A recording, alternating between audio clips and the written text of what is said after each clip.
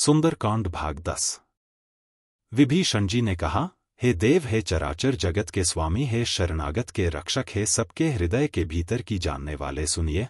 मेरे हृदय में पहले कुछ वासना थी, वह प्रभु के चरणों की प्रीति रूपी नदी में बह गई। अब तो हे कृपालु शिवजी के मन को सदैव प्रिय लगने वाली अपनी पवित्र भक्ति मुझे दीजिए। एवंस्तु ऐसा ही हो, कहकर रणधीर प्रभु श्री राम जी ने तुरंत ही समुद्र का जल मांगा और कहा, हे सखा, यद्यपि तुम्हारी इच्छा नहीं है, पर जगत में मेरा दर्शन अमोघ है, वह निष्फल नहीं जाता। ऐसा कहकर श्री राम जी ने उनको राजतिलक कर दिया। आकाश से पुष्पों की अपार वृष्टि हुई। श्री राम जी ने रावण की क्रोध रूपी अग्नि में, जो अपनी विभीषण की श्वास वचन रूपी पवन से प्रचंड हो रही थी, जलते हुए विभीषण को बचा लिया और उसे अखंड राज्य दिया। शिवजी ने जो संपत्ति रावण को 10 सिरों की बलि देने पर दी थी, वही संपत्ति श्री रघुनाथ जी ने विभीषण को बहुत सकुचते हुए दी। ऐसे परम कृपालु प्रभु को छोड़कर जो मनुष्य दूसरे को भजते हैं, वे बिना सींग पूंछ के पशु हैं। अपना सेवक जानकर विभीषण को श्री राम जी ने अपना लिया। प्रभु का स्वभाव वानरकुल के मन को बहुत भाया। फिर सब कुछ जानने वाले, सबके हृदय में बसने वाले, सर्वरूप, सब रूपों में प्रकट, सबसे रहित, उदासीन, कारण से भक्तों पर कृपा करने के लिए मनुष्य बने हुए तथा राक्षसों के कुल का नाश करने वाले श्री राम जी नीति की रक्षा करने वाले वचन बोले।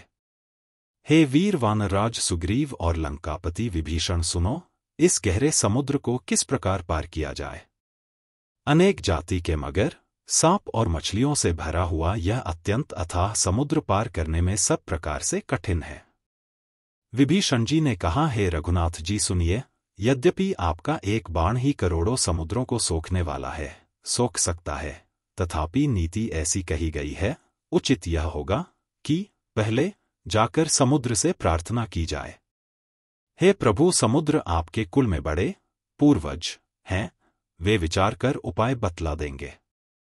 तब रीछ और वानरों की सारी सेना बिना ही परिश्रम के समुद्र के पार उतर जाएगी।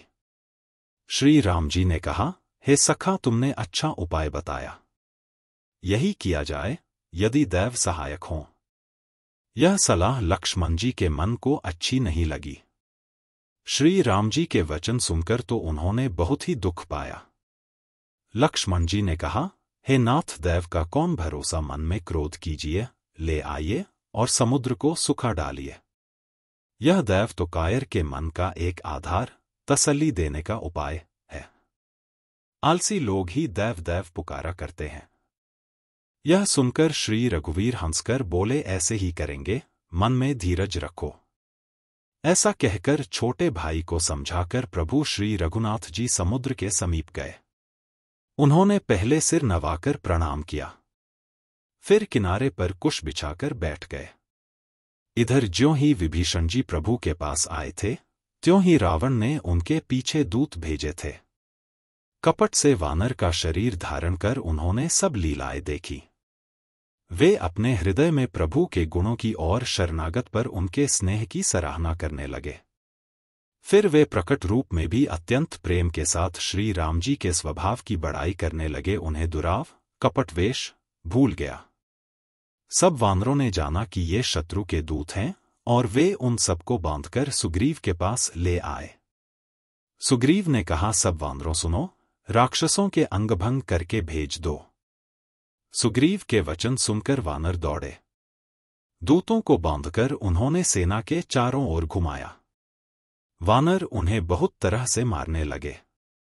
वे दीन होकर पुकारते थे, फिर भी वानरों ने उन्हें नहीं छोड़ा। तब दूतों ने पुकारकर कहा, जो हमारे नाक कान काटेगा, उसे कोसलाधीश श्री राम जी की सौगंध है।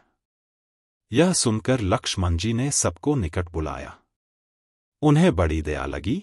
इससे हंसकर उन्होंने राक्षसों को तुरंत ही छुड़ा दिया और उनसे कहा, रावण के हाथ में यह चिट्ठी देना और कहना, हे कुलघातक लक्ष्मण के शब्दों संदेशे को बांचो। फिर उस मूर्ख से जबानी यह मेरा उदार कृपा से भरा हुआ संदेश कहना कि सीता जी को देकर उनसे श्री राम जी से मिलो, नहीं तो तुम्हारा काल आ गया, समझो। लक्ष्मण जी के चरणों में मस्तक नवाकर श्री राम जी के गुणों की कथा वर्णन करते हुए दूत तुरंत ही चल दिए।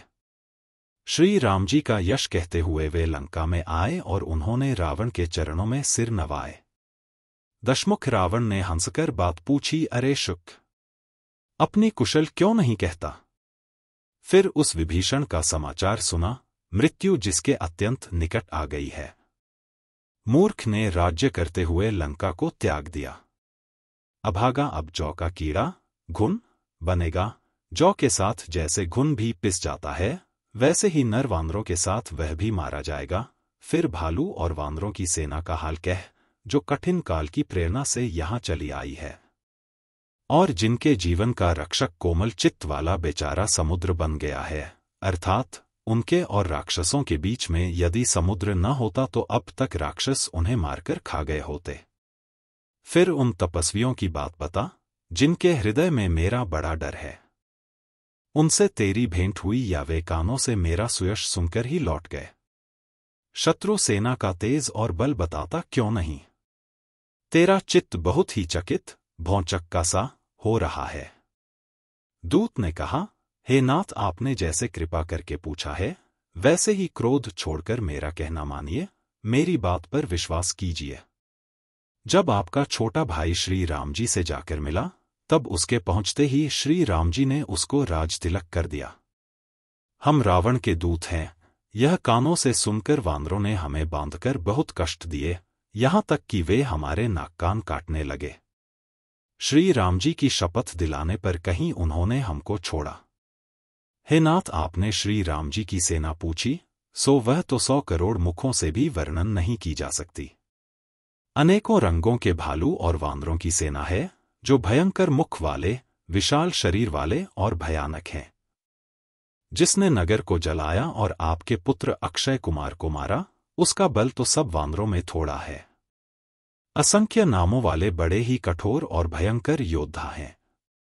उनमें असंख्य हाथियों का बल है और वे बड़े ही विशाल हैं। द्विविद, मयंद, नील, नल, अंगद, गद, विक्टास्य, दधिमुख, केसरी, निषठ, शठ और जांबवान ये सभी बल की राशि हैं। ये सब वानर बल में सुग्रीव के समान हैं और इनके जैसे 1-2 नहीं, करोड़ों हैं। उन बहुत सौ को गिन ही कौन सकता है। श्री राम जी की कृपा से उनमें अतुलनीय बल है। वे तीनों लोकों को तृण के समान तुच्छ समझते हैं। हे दशग्रीव, मैंने कानों से ऐसा सुना है कि 18 पद्म तो अकेले वानरों के सेनापति हैं। हे नाथ, उस सेना में ऐसा कोई वानर नहीं है जो आपको रण में न जीत सके। सब के सब अत्यंत क्रोध से हाथ मींचते हैं, पर श्री रघुनाथ जी उन्हें आज्ञा नहीं देते। हम मछलियों और सांपों सहित समुद्र को सोख लेंगे, नहीं तो बड़े बड़े पर्वतों से उसे भरकर पूर पाट देंगे और रावण को मसलकर धूल में मिला देंगे। सब वानर ऐसे ही वचन कह रहे हैं। सब सहज ही निडर हैं, इस प्रकार गरजते और डपटते हैं, मानो लंका को निगल ही जाना चाहते हैं। सब वानर भालू सहज ही शूरवीर हैं, फिर उनके सिर पर प्रभु सर्वेश्वर श्री राम जी हैं। हे रावण, वे संग्राम में करोड़ों कालों को जीत सकते हैं। श्री रामचंद्र जी के तेज सामर्थ्य, बल और बुद्धि की अधिकता को लाखों शेष भी नहीं गा सकते। वे एक ही बाण से सैकड़ों समुद्रों को सोख सकते हैं, परंतु नीति निपुण श्री राम जी ने नीति की रक्षा के लिए आपके भाई से उपाय पूछा। उनके आपके भाई के वचन सुनकर वे श्री राम जी समुद्र से राह मांग रहे हैं। उनके मन में कृपा भी है, इसलिए वे उसे सोखते नहीं। दूत के ये वचन सुनते ही रावण खूब हंसा और बोला, जब ऐसी बुद्धि है तभी तो वानरों को सहायक बनाया है। स्वाभाविक ही डरपोक विभीषण के वचन को प्रमाण करके उन्होंने समुद्र से मचलना बालहट ठाना है। अरे मूर्ख, झूठी बड़ाई क्या करता है? बस मैंने शत्रु राम के बल और बुद्धि की थाह पाली। सुनी खल बचन दूत रिस बाढ़ी, समय बिचारी पत्रिका काढ़ी और कहा, श्री राम जी के छोटे भाई लक्ष्मण ने यह पत्रिका दी है। हे नाथ, इसे बचवाकर छाती ठंडी कीजिए। रावण ने हंसकर उसे बाएं हाथ से लिया और मंत्री को बुलवाकर वह मूर्ख उसे बंचाने लगा। पत्रिका में लिखा था, अरे मूर्ख, केवल बातों से ही मन को रिझाकर अपने कुल को नष्ट भ्रष्ट न कर। श्री राम जी से विरोध करके तू विष्णु, ब्रह्मा और महेश की शरण जाने पर भी नहीं बचेगा। या तो अभिमान छोड़कर अपने छोटे भाई विभीषण की भांति प्रभु के चरण कमलों का भ्रमर बन जा, अथवा रे दुष्ट श्री राम जी के बाण रूपी अग्नि में परिवार सहित पतिंगा हो जा। दोनों में से जो अच्छा लगे सो कर। पत्रिका सुनते ही रावण मन में भयभीत हो गया, परंतु मुख से ऊपर से मुस्कुराता हुआ वह सबको सुनाकर कहने लगा, जैसे कोई पृथ्वी पर पड़ा हुआ हाथ से आकाश को पकड़ने की चेष्टा करता हो, वैसे ही यह छोटा तपस्वी लक्ष्मण वाग्विलास करता है, डींग हाँकता है। शुक दूत ने कहा, हे नाथ, अभिमानी स्वभाव को छोड़कर इस पत्र में लिखी सब बातों को सत्य समझिए। क्रोध छोड़कर मेरा वचन सुनिए। हे नाथ, श्री राम जी से वैर त्याग दीजिए।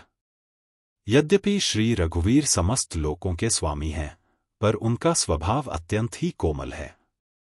मिलते ही प्रभु आप पर कृपा करेंगे और आपका एक भी अपराध वे हृदय में नहीं रखेंगे। जानकी जी श्री रघुनाथ जी को दे दीजिए। हे प्रभु, इतना कहना मेरा कीजिए। जब उस दूत ने जानकी जी को देने के लिए कहा, तब दुष्ट रावण ने उसको लात मारी। वह भी विभीषण की भांति चरणों में सिर नवाकर वहीं चला जहां कृपा सागर श्री रघुनाथ जी थे।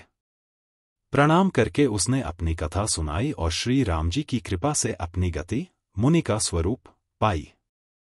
शिवजी कहते हैं, हे भवानी, वह ज्ञानी मुनि था, अगस्त्य ऋषि के शाप से राक्षस हो गया था। बार बार श्री राम जी के चरणों की वंदना करके वह मुनि अपने आश्रम को चला गया।